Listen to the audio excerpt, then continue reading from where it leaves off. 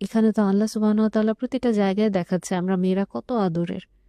এবং ইনফ্যাক্ট আমরা যদি মানে ক্রোনোলজিও দেখি আয়াত নাজিলের, আমরা এভাবে দেখতে পারবো যে ডেফিনেটলি একটা মেয়েকে পর্দা করতে বলা হচ্ছে, ছেলেকেও তো চোখের পর্দা করতে বলেছে।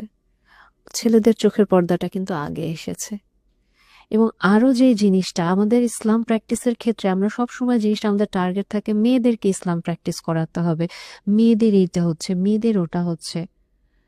কিন্তু আমরা যদি একটু চিন্তা করে দেখি কোরআন যখন নাজিল হয়েছে, হ্যাঁ, এই 23 বছর ধরে নবীজি যে ধর্ম প্রচার করেছেন, নবীজি এই পুরা কোরআন নাজিলের একেবারে শুরুতেই কি মেয়েদেরকে হিজাবের কথা বলেছেন, নাকি শেষের 2 বছরের দিকে গিয়ে বলেছেন?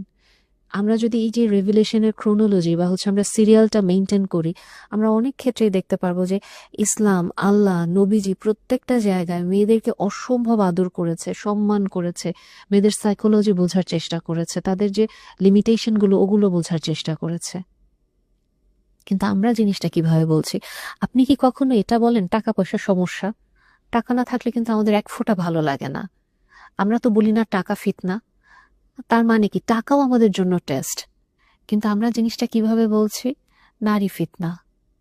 ডেফিনেটলি এখানে মেয়েদের কিছু ইস্যু থাকে, বাট সবার আগে যে জিনিসটা, আমি কি আমার পার্ট অফ রেসপন্সিবিলিটি ফুলফিল করছি নাকি? আমি যখন নারীকে ফিতনা বলে কার্টেল করে দিচ্ছি, তাহলে তো আমার টাকা পয়সাও ফিতনা বলে কার্টেল করতে হবে। আর টাকা তো বলি না, টাকার লোভ খারাপ এটা বলি। তাহলে নারীর লোভ খারাপ মানে আমার যে নারীর প্রতি লালসা, লোভ, ওটা খারাপ। আমাকে আমার চোখ, আমার মন নিয়ন্ত্রণ করতে হবে। এই পয়েন্টটা খুব ইম্পর্ট্যান্ট, তাই না?